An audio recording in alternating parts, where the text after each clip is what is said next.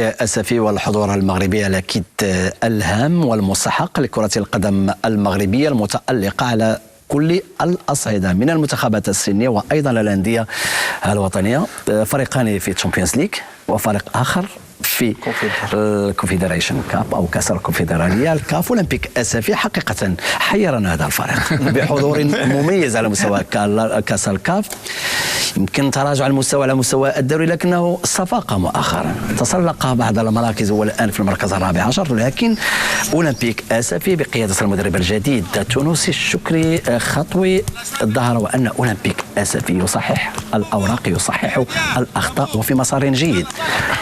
لقد سبق وجاور أو قابل اتحاد العاصمة في مباراتين اثنتين والآن يقابل أيضا في دور النصف النهائي. منذ سنوات فدائما أولمبيك أسفي كنتكلموا على المجموعة، ما كنتكلموش على النجوم. فدائما كيشتغلوا كيعملوا دائما بواحد الشكل اللي وجيد فيما هو دفاعي وكذلك في التحولات. الفترة اللي كان فيها زكريا عبوف فما نكروش يعني العمل اللي كان قام به، لأنه عنده واحد الدور كبير، بأنه كنشوفوا الآن أولمبيك أسفي في نص الميدان في نصف النهائي. الان يعني المجيء ديال الخطوي فاعطى كاين واحد ديكليك يعني ذهني المجموعه، خصوصا من البطوله، لانهم كانوا كيديلوا يعني الترتيب بعد الفوز ديالهم الاخير، خرجوا من هذيك المرتبه الاخيره يعني. ولكن كما قلتي ما كانش واحد التوازن ما بين النتائج في الكاس الافريقيه والبطوله الوطنيه. الان يعني في نصف النهائي بعد يعني نعتبروها مفاجاه نظرا للقيمه ديال فريق الوداد وكذلك القيمه ديال اللاعبين وكذلك قيمه النادي. ولكن اولمبيك اسفي كان عدى مقابله جيده، مقابله بطوليه اللي خلاته الان كنشوفوه في نصف النهائي.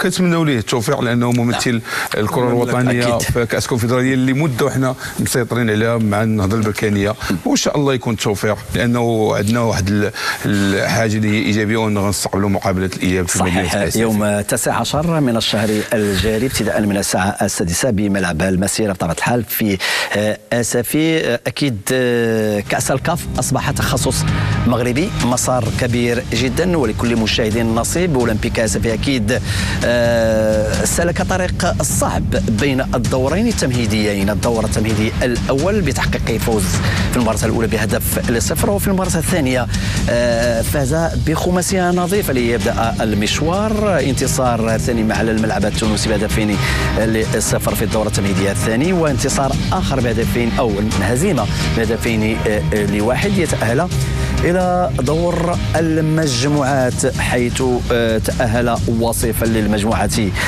الأولى ب13 نقطة، فاز في 4 مباريات، تعادل في مباراة واحدة وانهزم في لقاء واحد، مسجلا 7 أهداف فيما أو في حين تلقى شباكه 4 أهداف، محصلة رقمية مهمة جدا لأولمبيك أسفي. وقلنا لكل مشاهد نصيب دور النصف النهائي لم يأتي هكذا.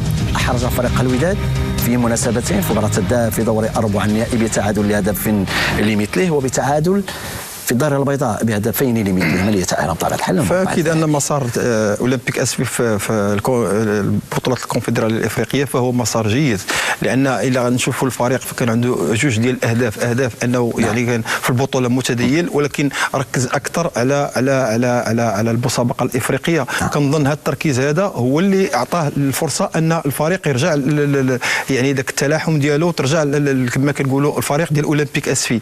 التعاقد مع مدرب في بعض الاحيان كيبان يعني تعاقد شيء صعيب على المدرب، ولكن ديما التحدي كنظن على ان لو ديكليك اللي عطاه المدرب التونسي فاكيد غير ملامح ديال الفريق. حنا كنعرفوا ان الفريق هو واحد الفريق اللي كيشتغل الكل، يعني الفريق دفاعيا او وسط الميدان او هجوميا، فكيستطيع انه يخلق المفاجآت، ولكن مباراة عند مباراة كيكبر الفريق، وخاصة أنه أظهر أمام فريق الوداد البيضاوي أنه قادر أنه يرجع في المباراة اللي أعطته التأهيل.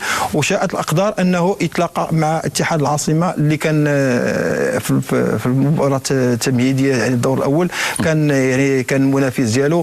فالآن يمكن مدرب جديد بخطة جديدة بأهداف جديدة، وخاصة أنه الآن ما بقاش له بزاف أنه يوصل النهايه فكنظن على ان غتكون جميع المعنويات ديال اللاعبين مرتفعه كثير، خاصه انهم غيلعبوا المباراه. الحاجه المهمه انهم غيلعبوا مباراه خارج الملعب ديالهم، الشيء اللي غيمكنهم انهم يحاولوا يحافظوا على الشباك ديالهم.